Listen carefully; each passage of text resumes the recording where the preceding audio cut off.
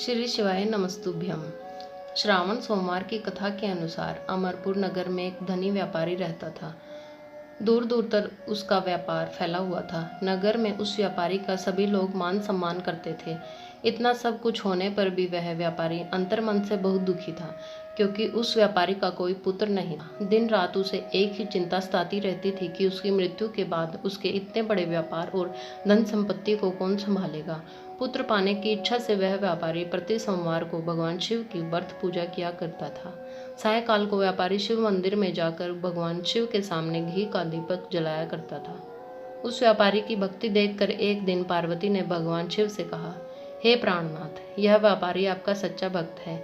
कितने दिनों से यह सोमवार का व्रत और पूजा नियमित कर रहा है। भगवान आप इस व्यापारी की मनोकामना अवश्य पूर्ण करें। भगवान शिव ने मुस्कुराता, हे पार्वती, इस संसार में सबको उसके कर्म के अनुसार फल प्राप्ति होती है। प्राणी जैसा कर्म करते हैं उन्हें वैसा ही फल प्राप्त होता है। इसके बावजूद पार्वती जी नहीं मानी। उन्होंने आग्रह करते हुए कहा, नहीं प्राणनाथ, आपको इस व्यापारी की इच्छा पूरी करनी ही पड़ेगी। यह आपका अनन्य भक्त है। प्रत्येक सोमवार आपका विधिवत व्रत रखता है और पूजा अर्चना के बाद आपको भोग लगाकर एक समय भोजन ग्रहण करता है। आपको इसे पुत्र प्राप्ति का वरदान देना ही पड़ेगा।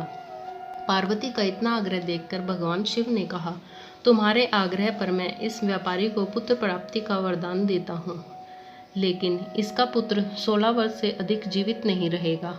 उसी रात भगवान शिव ने स्वप्न में उस व्यापारी को दर्शन देकर उसे पुत्र प्राप्ति का वरदान दिया और इसके पुत्र के 16 वर्ष तक जीवित रहने की बात भी बताई।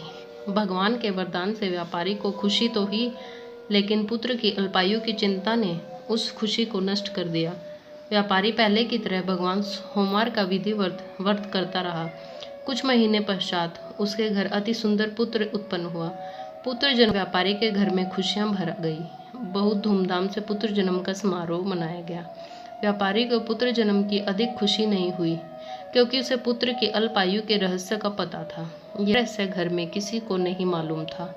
विद्वान ब्राह्मणों ने उस पुत्र का नाम अमर रखा। जब अमर 12 वर्ष का हुआ तो शिक्षा के लिए उसे वाराणसी भेजने का निश्चय हुआ।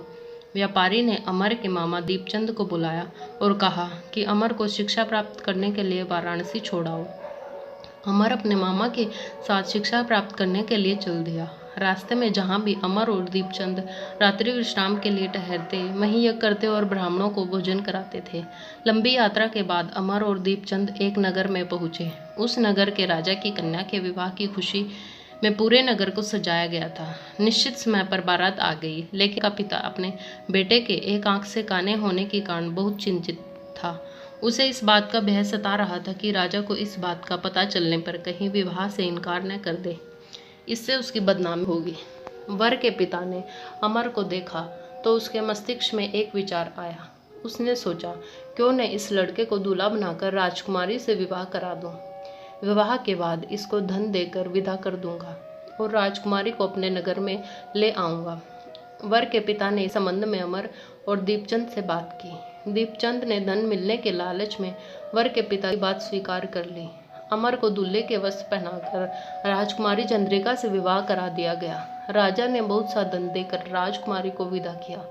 अमर जब लौट रहा था तो सच नहीं छुपा सका और उसने राजकुमारी की ओढ़नी पर लिख दिया, राजकुमारी चंद्रिका, तुम्हारा विवाह तो मेरे साथ हुआ था। मैं तो वाराणसी में शिक्षा प्राप्त करने जा रहा हूँ।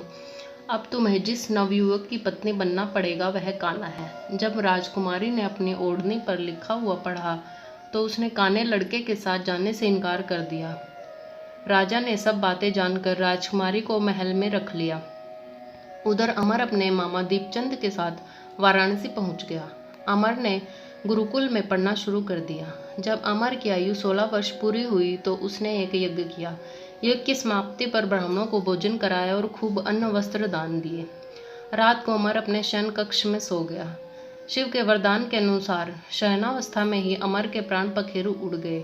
सूर्योदय पर मामा अमर को मृत देखकर रोने पीटने लगा। आसपास के लोग भी एकत्रित होकर दुख प्रकट करने लगे। मामा के रोने विलाप करने के स्वर समीप से गुजरते हुए भगवान शिव और माता पार्वती ने भी सुने। पार्वती जी ने भगवान से कहा, हे प्राणनाथ, मुझसे इसके रोने के स्वर सहन नहीं हो रहे हैं। आप इस व्यक्ति के कष्ट अवश्य दूर करें। भगवान शिव ने पार्वती जी अदृश्य रूप में समीप जाकर अमर को देखा तो पार्वती जी से बोले, पार्वती, यह तो उसी व्यापारी का पुत्र से 16 वर्ष की आयु का वरदान दिया था। इसकी आयु तो पूरी हो गई। पार्वती जी ने फिर भगवान से निवेदन किया, हे प्राणनाथ, आप इस लड़के को जीवित करें, नहीं तो इसके माता पिता पुत्र की मृत्यु के कारण रोकर अपने प्राणों का त्याग कर देंगे। इस लड़के का पिता तो आपका परम भक्त है, वर्षों से इसका व्रत करते हुए आपको भोग लगा रहा है। पार्वती के आग्रह करने पर भगवान शिव ने उस लड़के को जीवित होने का वरदान दिया और कुछ ही पल में वह जीवित होकर उठ बैठा। शिक्षा समाप्त करके अमर मामा के साथ अपने नगर की ओर चल दिया। दोनों चलते हुए उसी नगर में पहुंचे जहां अमर का विवाह हुआ था। उस नगर में भी अमर ने यज्ञ का आयोजन समीप से गुजरते हुए नगर के राजा ने यज्ञ का आयोजन देखा। राजा ने अमर को तुरंत पहचान लिया। यज्ञ समाप्त होने पर राजा अमर और उसके मामा को महल में ले गया और कुछ दिन उन्हें महल में रखकर बहुत सा धन वस्त्र देकर राजकुमारी के साथ विदा किया। रास्ते में सुरक्षा के लिए राजा ने बहुत से सैनिकों को भी साथ भेजा। दीपचंद ने नगर में पहुंचते ही एक दूत को घर भेजकर अपने आगमन की सूचना भेजी। अपने बेटे अमर के जीवित वापस लौटने की सूचना से व्यापारी बहुत प्रसन्न हुआ। व्यापारी ने अपनी पत्नी के साथ स्वयं को एक कमरे में बंद कर रखा था। भूखे प्यासे रहकर व्यापारी और उसकी पत्नी बेटे की प्रतिज्ञा थे। उन्होंने प्रतिज्ञा कर रखी थी कि यदि उन्हें अपने बेटे की मृत्यु का समाचार मिला तो दोनों अपने प्राण त्याग देंगे। व्यापारी अपनी पत्नी और मित्रों के साथ नगर में द्वार पर पहुंचा। अपने बेटे के विवाह का समाचार सुनकर पुत्रवधू राजकुमारी चंद्रिका को देखकर उसकी खुशी का ठिकाना न रहा। उसी रात भगवान शिव ने व्यापारी के स्वप्न में कहा, हे श्रेष्ठी, मैंने तेरे सोमवार के व्रत करने और व्रत कथा सुनने से प्रसन्न होकर तेरे पुत्र को लंबी आयु प्रदान की है। व्यापारी बहुत प्रसन्न हुआ। सोमवार का व्रत करने से व्यापारी के घर में खुशियां लौट आई। शास्त्रों में लिखा है कि जो स्त्री पुरुष सोमवार का विधिवत व्रत करते और कथा सुनते हैं उनकी सभी मनोकामनाएं इच्छाएं पूरी होती हैं। ओम नमः शिवाय।